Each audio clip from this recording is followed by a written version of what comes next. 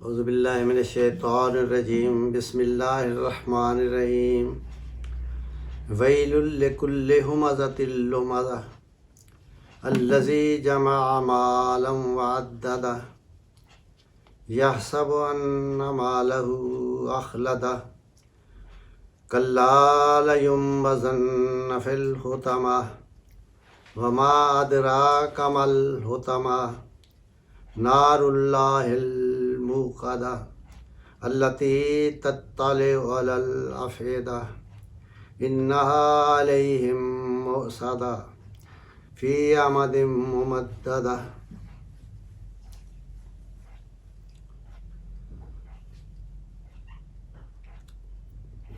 حضرات، یہ سورۃ الہمزہ ہے اور یہ قرآن حکیم کی سورۃ نمبر 104 ہے، اور ہم نے شروع میں قرآن کی جن آخری 14 سورتوں کو ترجمے اور ان کی لفظی وضاحت کے لیے چنا تھا۔ ان میں یہ الفاظ کے لحاظ سے سب سے زیادہ مشکل صورت ہے۔ اس کا مرکزی مضمون ان لوگوں کی مذمت ہے جو بد عقیدہ ہیں، معاشرے میں فساد پھیلانا چاہتے ہیں اور گھٹیا ذہنیت کے مالک ہیں۔ وہ کس طرح معاشرے میں خرابی کا باعث بنتے ہیں؟ تو ایسے لوگوں کی چند صفات بیان کر دی گئی ہیں، معاشرے میں فساد پھیلانے والے مفسدین کی، اور پھر ان کا انجام بتایا گیا ہے۔ تو پہلی آیت اس کی ہے ویل لکل ہمزۃ لمزہ۔ ویل ہلاکت اور بربادی کو کہتے ہیں، اور حدیث میں آتا ہے جہنم کا ایک گڑھا بھی ہے۔ تو ترجمہ اس آیت کا یہ ہے کہ ہلاکت ہے ہر اشارہ باز اور عیب جو کے لیے۔ ویل ہلاکت ہے، بربادی ہے۔ ہمزہ صفت کا صیغہ ہے اور اس میں تا مبالغے کی ہے۔ اسی طرح لمزہ بھی ہے، یہ بھی صفت کا صیغہ ہے اور تا جو ہے آخر میں وہ مبالغے کی ہے۔ ہمزہ حمز سے بنا ہے، ہے میم زے، اور لمزہ لمز سے بنا ہے۔ حمز جو ہے یہ اشارے کرنا ہاتھ سے، اس میں زیادہ تر ہاتھ کا اور حرکت کا تعلق ہوتا ہے، اور لمز ہوتا ہے زبان سے کسی پر عیب لگانا، کسی کی طعنہ زنی کرنا۔ تو ویسے یہ ہمزہ اس کی صفت تھی، اور ہمزہ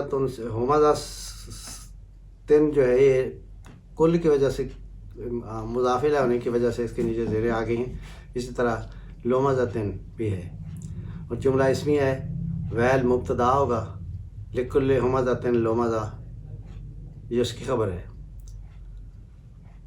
اب جو ہمزہ ہے اس کو ذرا سمجھ آنا چاہیے۔ اس کا میں ترجمہ ہم کر رہے ہیں اشارہ باز، یعنی ہاتھ سے جو اشارے کرتا ہے کسی کو بدنام کرنے کے لیے، کسی کو بے عزت کرنے کے لیے، ہاتھوں سے اشارے کرتا ہے یا آنکھوں سے کرتا ہے، اس کو ہمزہ تن کہیں گے۔ بہت زیادہ اس کے اندر یہ صفت پائی جاتی ہو اشارے بازی کی، لمزہ، اور جس کے اندر بہت زیادہ زبان سے لوگوں کے عیب نکالنے کا وصف پایا جاتا ہو، وہ لمزہ تن ہے۔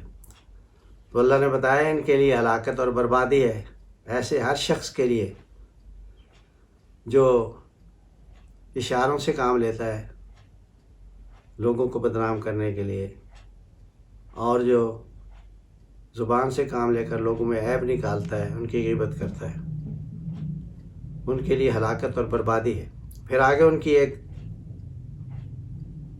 کا ایک عیب بیان کیا ہے، ان کی ایک خوبی اچھی تو نہیں، ان کی ایک برا وصف بیان کیا ہے، وہ ہے الذی جمع مالا وعددہ۔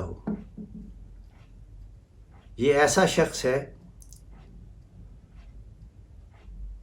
جو مال کو جمع کرتا ہے اور گنتا رہتا ہے، راہ خدا میں خرچ کرنے کی بجائے اس کو جمع کرتا ہے اور پھر اس کو گنتا رہتا ہے۔ عددہ گن رہا ہے عددہ، اس کو گنتا ہے، یعنی مال کو گنتا ہے، اور یہ مال کی طرف ضمیر جا رہی ہے۔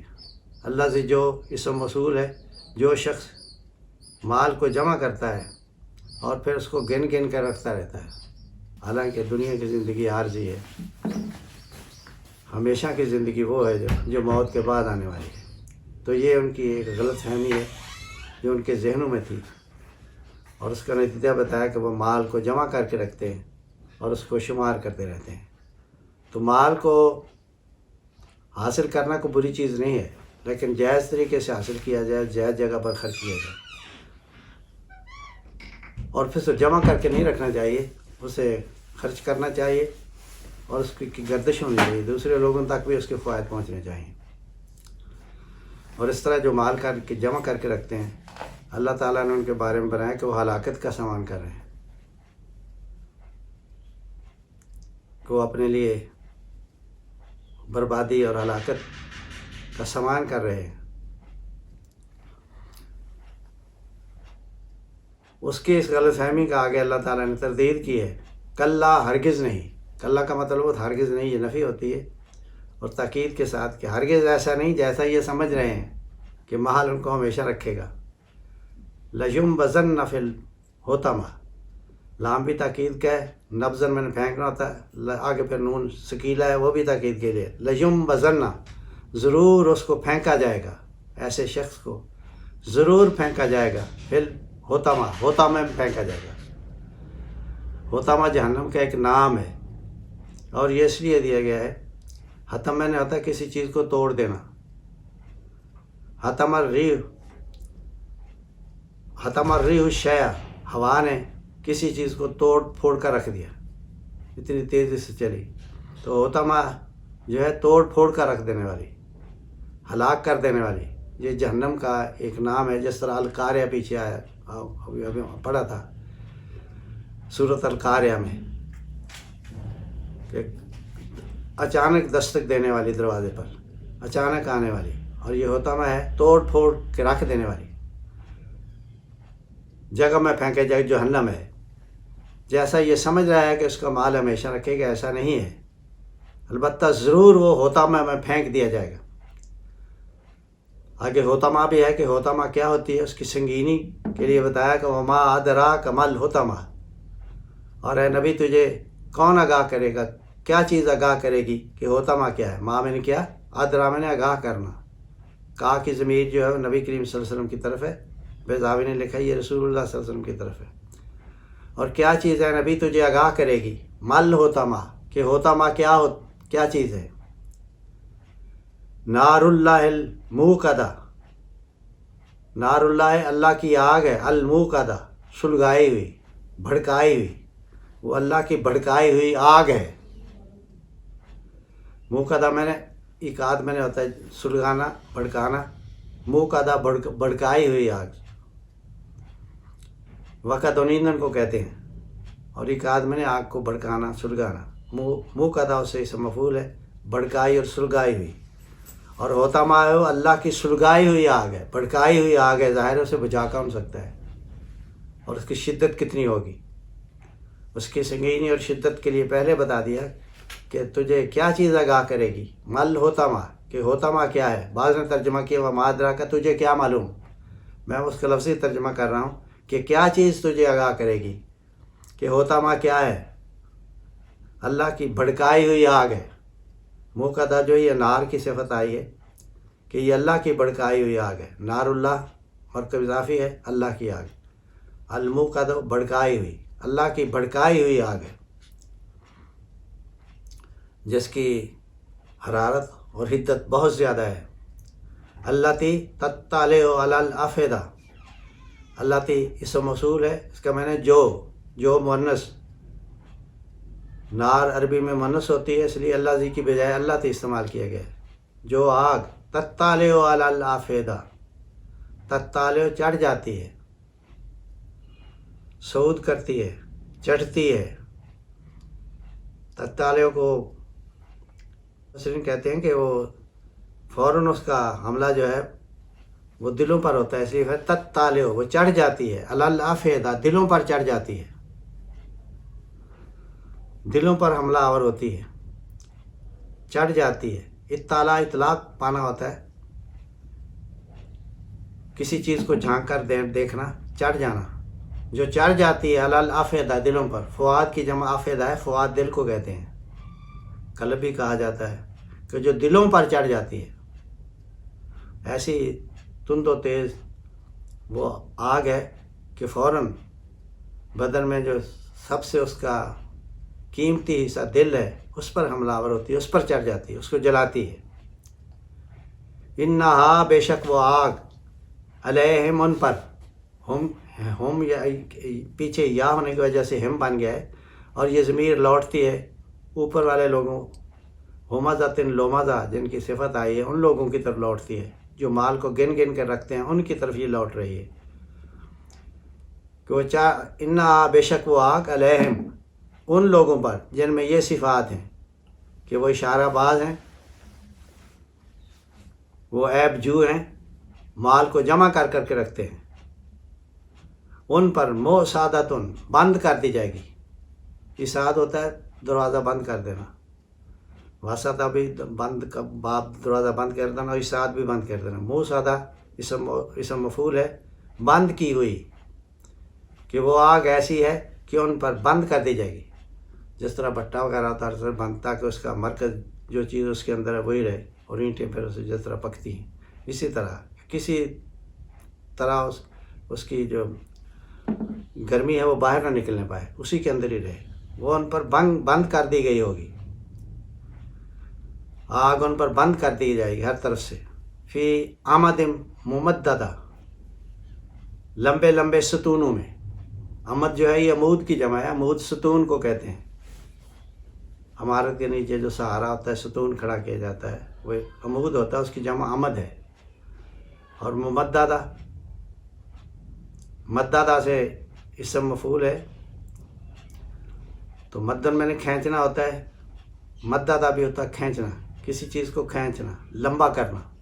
ممددہ کا ترجمہ ہوگا لمبے لمبے، کھینچے ہوئے لمبے لمبے ستون۔